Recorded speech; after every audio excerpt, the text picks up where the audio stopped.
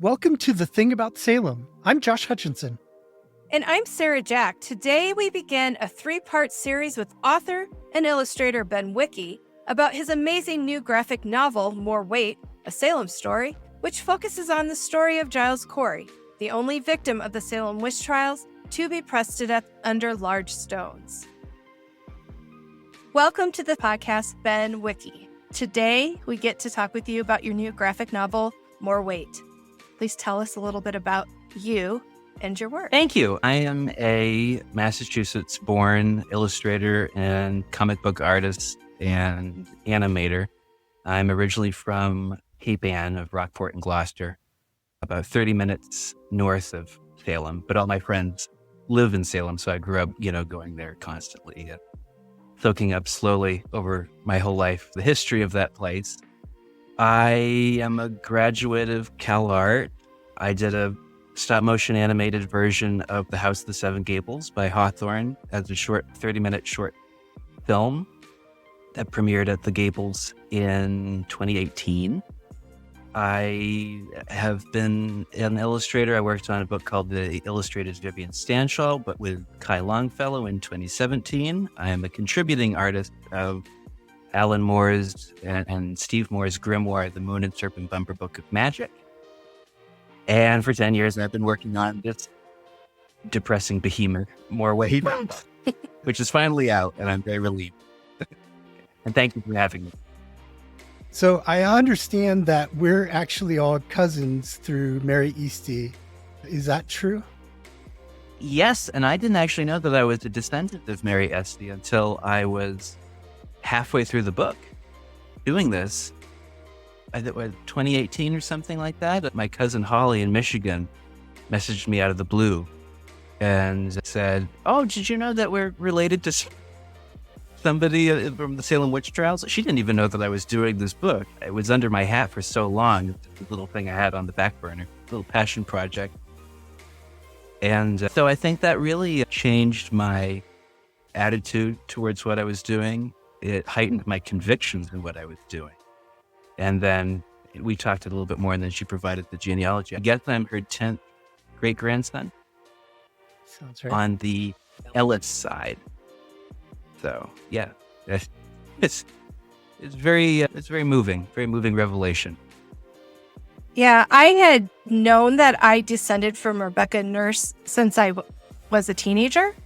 But then about 6 years ago or 7 years ago, I discovered that Mary and Rebecca had grandchildren that married. And then that's the line. It's all these Russells out of Massachusetts that ended up in Iowa when I was born.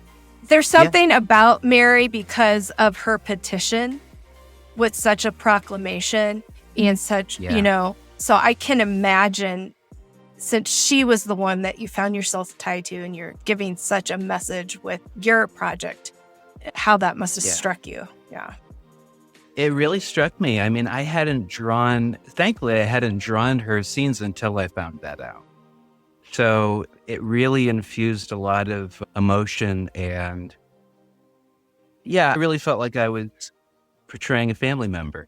It might seem silly to some people 330 years on, but no, I really identified with her. And yes, the book is about Giles and Martha Corey, and I still think they are such an interesting duo to focus on when you consider Giles' obvious flaws and his sort of arc, semi-path to redemption, and his death, which I still think is one of the first documented protests in American history. I think that's very important to look at. Just drawing Mary Easty, I kind of based her a little bit off photographs of my great-grandmother Bessie, who I never met.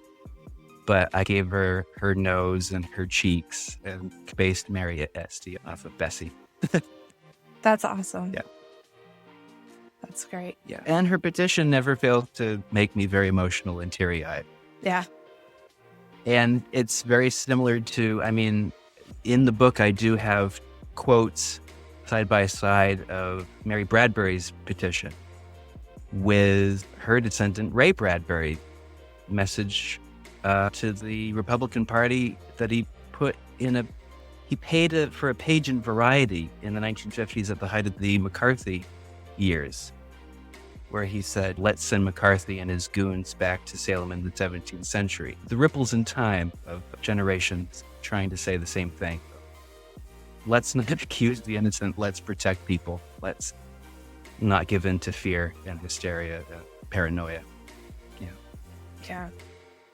What do we need to know about the early life of Giles Corey or about him? That was fun. That was very fascinating. It's only really Upham's book that kind of touches on the records of Giles's 50 years in Salem before the witch trial. I went into the now digitized quarterly court records of Essex County, and I just went through the index. I found all the references to Giles Corey, and I just made lists of all the shenanigans that he was getting into. And I'm pretty much convinced that he did murder a guy in the 60s, 70s. Like, this isn't a sugar-coated version of Giles in my portrayal of him. But there is a character composite, a kind of character profile that I created over time of, oh God, this is a guy that got away with practically everything, except for the one thing that he didn't do, which was sorcery.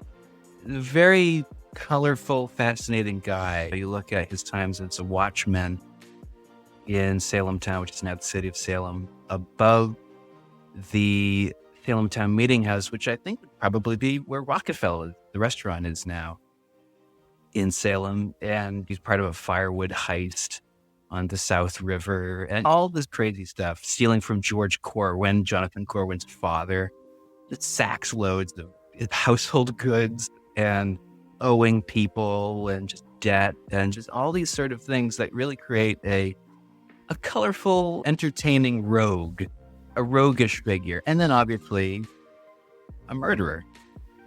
Obviously somebody who had a very dangerous and checkered past that sort of, it all came to a head by the time he was accused of witchcraft. It was almost as if it was the one thing that they could finally use to dispose of him. Because, and this is the same in places where witch hunts still exist, in India and Africa at the moment, as we're sitting here talking, accusations of witchcraft have always been the easiest way to dispose of people.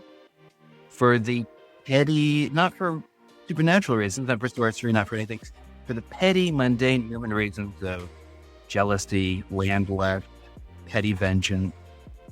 It always happens in times of socioeconomic pressures and bad economy, things like that. It was sort of, matter of time for all that to come biting Giles in the bum. My own version of Giles Corey, the whole beginning of this book, was just simply a kind of graphic novel adaptation of this play that I found by Henry Wadsworth Longfellow called Giles Corey of the Salem Farms, in which he gives a portrayal of this man, this Giles Corey, is very, very unlike any character that you see in anything from Longfellow. Even his version of Miles Standish is more, Miles Standish, who impaled the heads of indigenous people on pike, is less grim and angry than his version of Giles Corey. Part of what the book became was an examination into why did this character of Giles Corey speak to Longfellow in this very tumultuous decade of the 1860s, which not only the horrific death of Longfellow's wife, but also the Civil War, which his son had enlisted in and barely survived, and social issues, slavery that he was very, very publicly immersed in. And so the book became, over at the beginning, it was sort of me going, oh, well, I'll just do a historically accurate version of Longfellow's play. Because as I was looking at it, I was thinking, oh, well, I have access to all sorts of historical material that Longfellow didn't have in the 1860s, when all he had was Upham's book, Witchcraft by Charles Wentworth Upham. And so I was going through it and I thought, well, Giles Corey didn't live on the Ipswich River. Well, I'll just change that. And then over time, the Longfellow bits got smaller and smaller. My own bits got bigger and bigger. Thanks in no small part to realizing that Mary Easty was my ancestor. And the more you research, the more you have an opinion of facts, which are extremely troubling and relevant and infuriating. You read the facts and you're infuriated. Even the basic human level, the injustice and the atrocity of it all, and the ways in which it is still extremely politically relevant to these despotic times. That's my rambling answer to a very simple question. Sorry. Thank No, you. we don't consider that rambling. So, thanks. I've been working on this book without talking about it, so it's kind of weird talking about it. But thank you. I bet. A lot of fun. Pre-order your copy of More Weight from bookshop.org/shop/IndWitchHunts. More Weight is intended for mature audiences. And remember to meet us here next week for the next installment of our interview with Ben about this incredible work.